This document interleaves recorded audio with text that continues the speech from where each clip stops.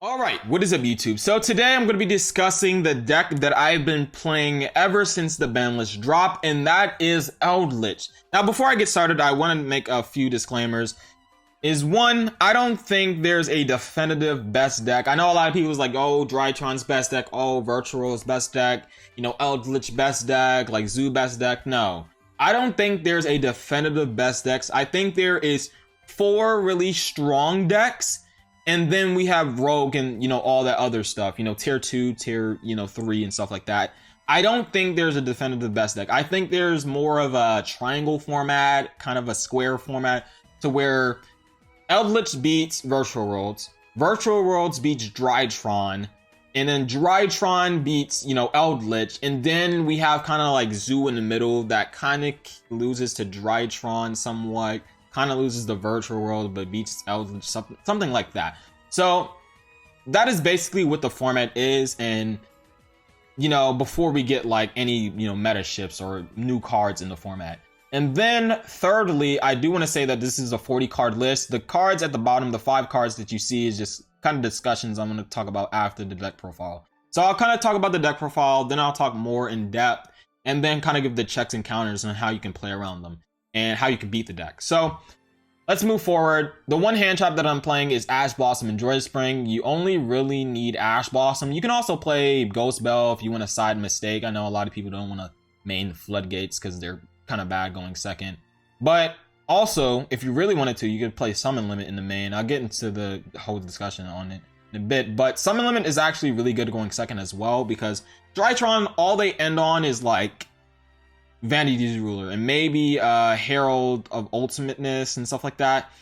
But for the most part, you could just set this, they go and then you flip Summon Limit. They can't really play unless they out it, and then you have other trap cards to stop them from outing it and stuff like that. So maybe Summon Limit in the main, but Mistake is just really, really strong against Drytron, which is just really, really good. So with that discussion out, you only really need Ash Blossom, Bell.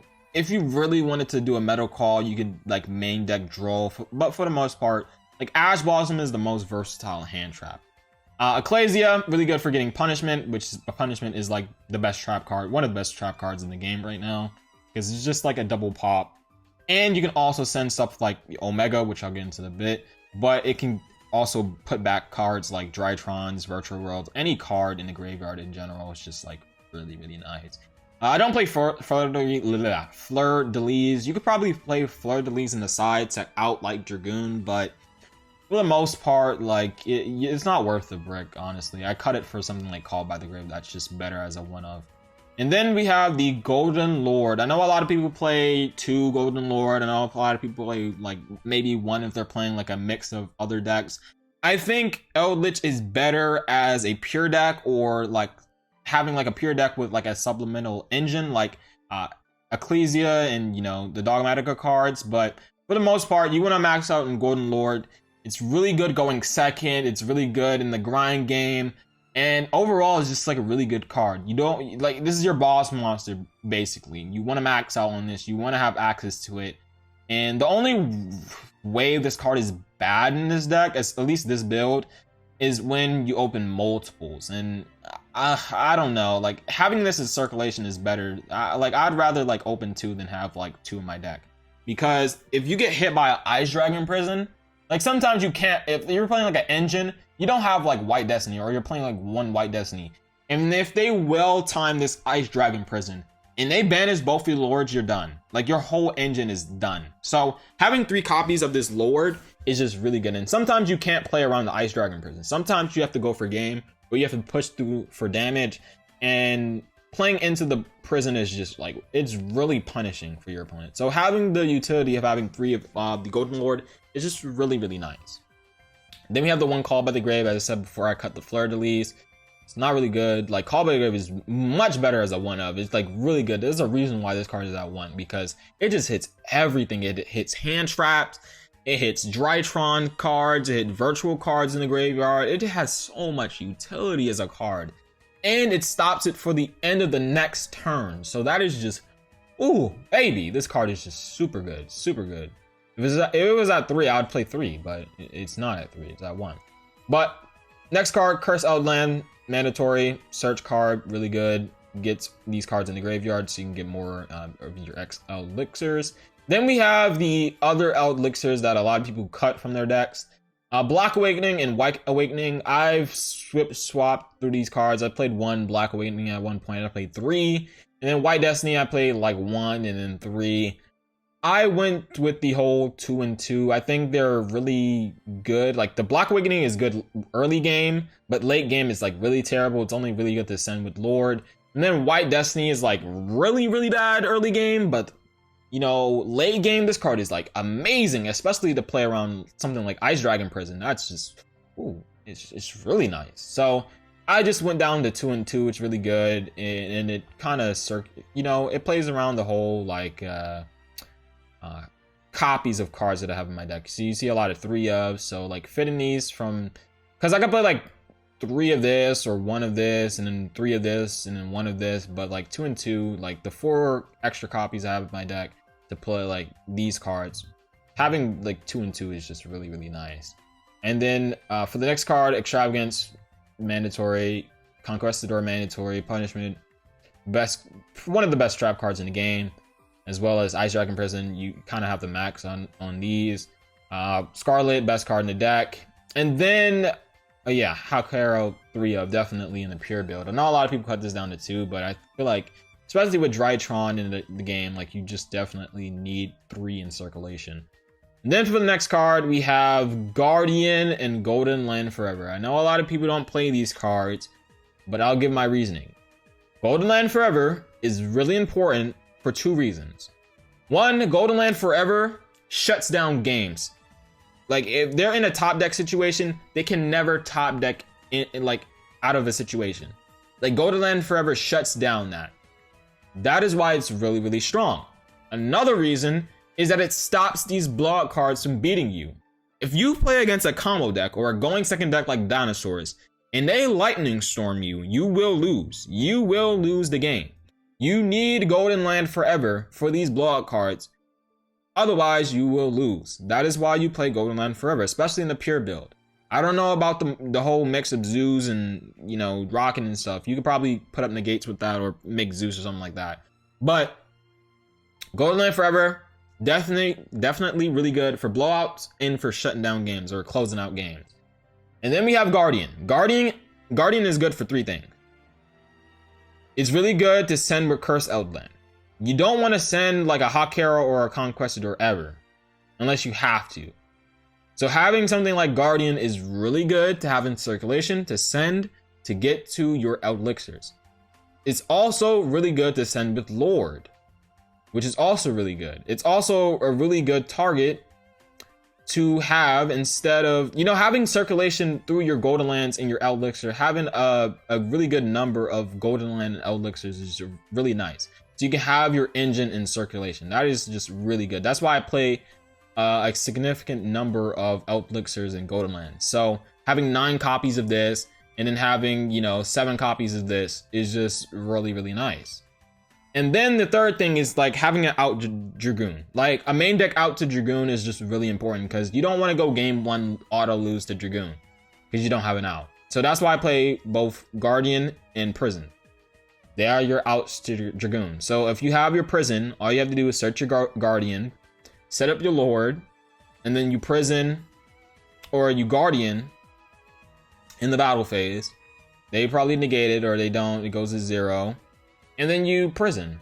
Or you have like a Golden Land Forever as well to kind of negate the Dragoon from negating something like Prison or something like that. So that's why you have to play these utility cards. So if you have like a problem like Dragoon or Lightning Storm, you can deal with them, stuff like Golden Land Forever and Guardian. And Guardian is also good for utility. Utility is good in this deck. You really want to have utility in this deck so you don't lose to random stuff like that or burning through your resources too quickly. And then the last card is Mistake. As I said before, you can switch this out with Summon Limit, but I think having a shutdown to all these adding effects, like all the Drytron cards, or, you know, I guess Fossil Dig, stuff like that, like Tenki, like it stops a lot of cards, Lulu. Like, Mistake is just really good. And even if it's dead against matchups, you can always send it with Lord. That is why this card is just really, really nice. And you also need floodgates in this meta. If you do not have floodgates, you will lose to something like Drytron because they just outpace you. They summon Access Code, summon Natasha, summon all these really powerful cards that will blow you out. You need Mistake so you do not lose to these decks that have a way better, push out to push through all of your back row. So you need something like Mistake to stop them. Because if you don't, you lose. So for the side deck, I lose to Drytron. So I have a lot of cards to side against Drytron. Virtual Worlds, I don't really care that much. Like, VFD is not going to do much to me. The only thing that I care about in the Virtual World versus Eldlich deck is Shen Shen. That card is very, very painful. So having something for Shen Shen is probably like something, but I do have something like Ice Dragon Prison. I can pop it with Conquistador or stuff like that. So it's not mainly an issue, but it's just like only one issue I have to deal with that deck. And any other card I don't really care about. Maybe Zeus is the one thing, but for the most part, I just want to side for Drytron. Cycle Reader, blowout. Droll, blowout. Anti-Spell, Imperial Order, blowout. Summon Limit, blowout. All of these cards are blowouts for not only Virtual Worlds, but other rogue matchups. Like if you play against something like, I don't know, Mermail, like Droll kills that deck.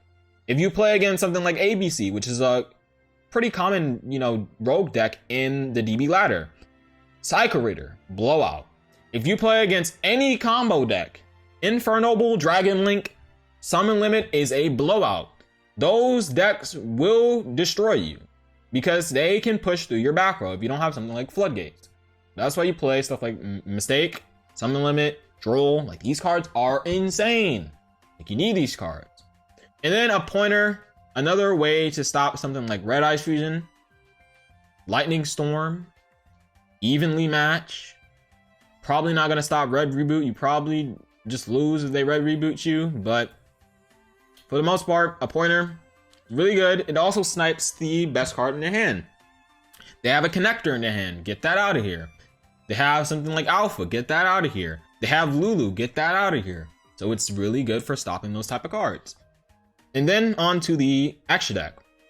The extra deck, you play Natis at 3, and then everything else is a 1-of besides Link Spider, because that's important with your Golden Lands. So having something like Skull Knight is another way of getting to Natis. It's just like a worse Natis. So really good. Merkaba and Nova, they're really good to send when your opponent has Maximus and they don't know that you're playing something like Eldlich and you don't need your extra deck. So you send like Nova, Natis, you pop whatever, and then you summon Merkaba for free. So that's really good. And then Titanclad to get to another Ecclesia. So that's really good. Omega, really, really strong card to send because you can put back a Drytron back into the deck. So they don't have a Alpha for circulation or Gamma for circulation. Now they have to dig through that with something like another Nova or something like that. So Omega, really, really solid card. Really, really solid. Pleiades, another utility card. You need utility in your deck. With something like the Golden Lands, they're all level 5, except this one. Make Pleiades. It's a disruption on your board. And when these go to graveyard, you can now have them in circulation, so you can get another Elixir. So that's really good. The Super Dreadnought Cannon Rail stuff, yeah, this is for OT King. So pushing damage with this Gustav Max is so good when your opponent is low on life points, because now you summon the Gustav Rail Cannon stuff, you burn them, or if they're super low, they have like 2,000 or less life points. Now they have to deal with this Gustav Max that you don't really care about, and then you just summon back Golden Lord, or you just don't care. Like they have to waste resources just to stay alive. So this card is just really good. And then you have something like this, the Lieb, whatever, the Juggernaut. This can punish them for having nothing for a push out like this. So you can OTK with this.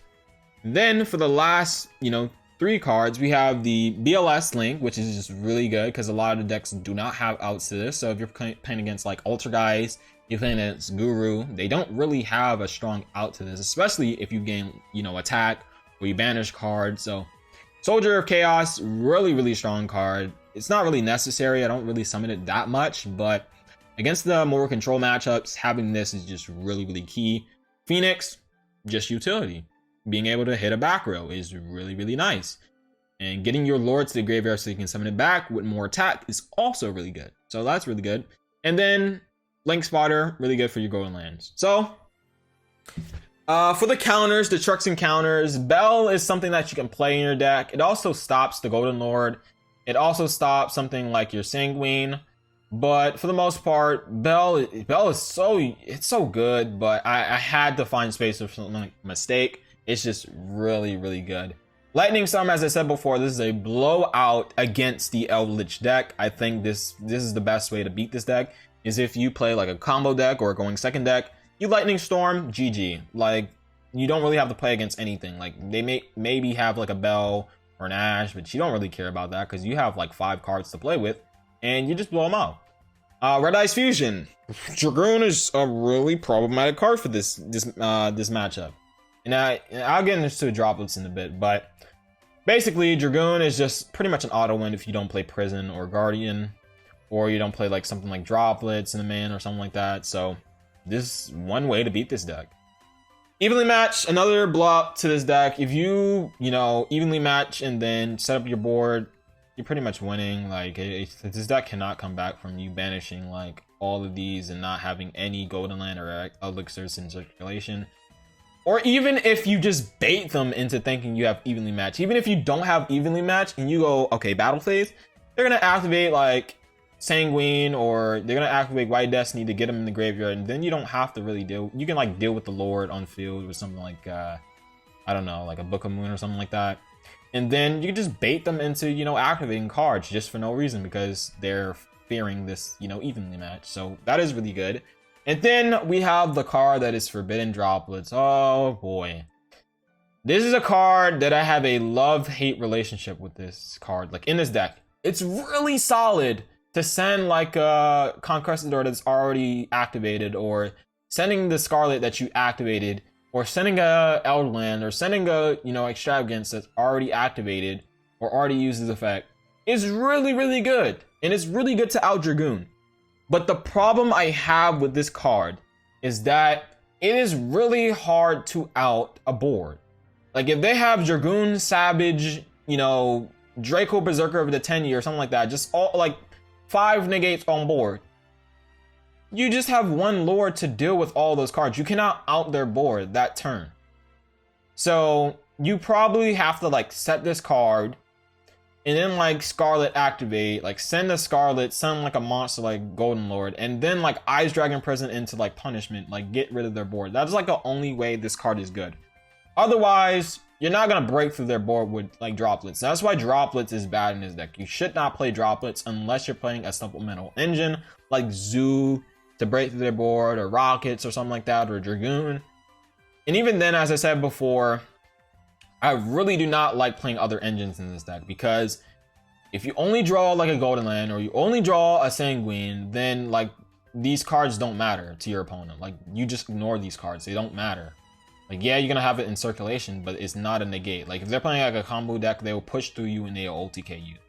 So having more copies of this, having more copies of your Golden Land, will have these cards mean more lives so you can disrupt your opponent. Or having something like a Golden Land Forever. You always cut this card and if you're playing those type of engines, but this card is really good as utility.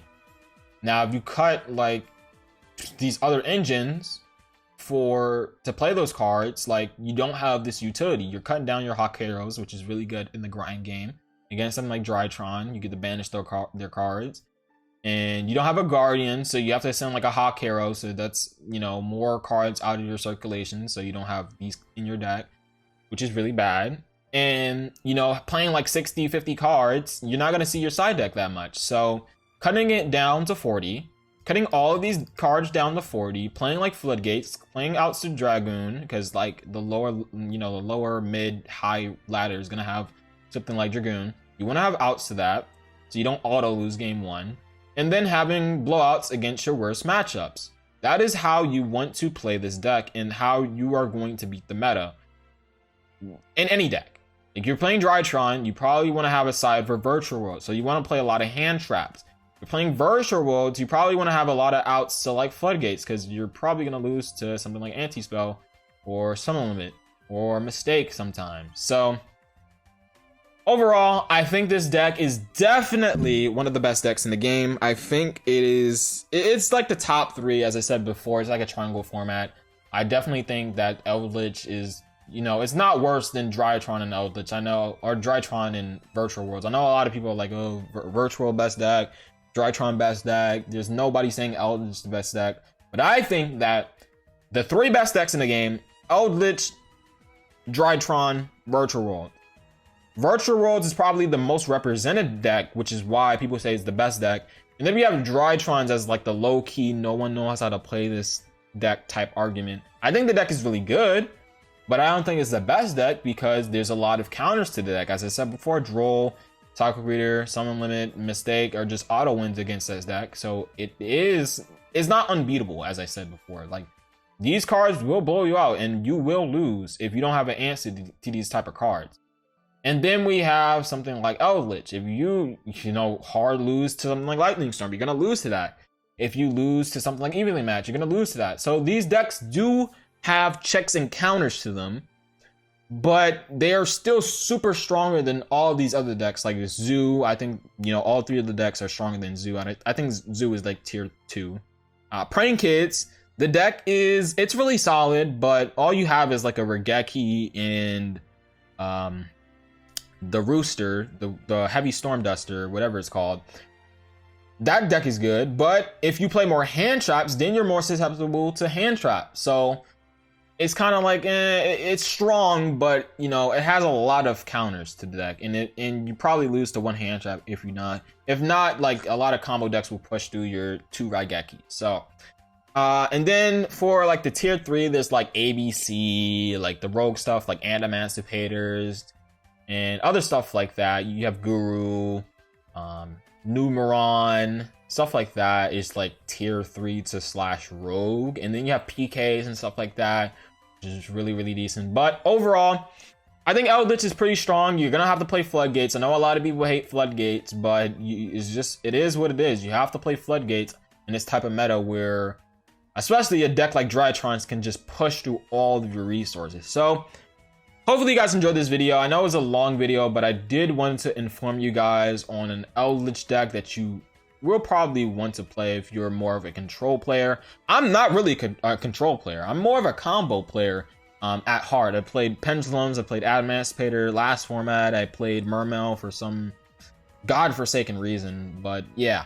I'm more of a combo player, but I wanted to give a mix up and play something like Eldlich, which is more control. It also helps me, in the more technical plays, because I'm really bad at technical play, keeping up with effects and stuff in the graveyard, knowing what my opponent has, managing my resources. So something like Eldlich is just really, really good for helping me learn as a player. And that is why I need to play this deck as a player so I can get better at technical play. So hopefully you guys enjoyed this video. I have my new mic. I know the settings are probably not like really good, but you're probably gonna hear some mic quality upgrade when you hear this video. So hope you guys enjoyed this video. This was just like a quick little, it's not quick, but it was just a long video for you guys to learn on Eldlich and how you should play the deck in the future. So hopefully you guys enjoyed this video. I rambled on long enough. Peace.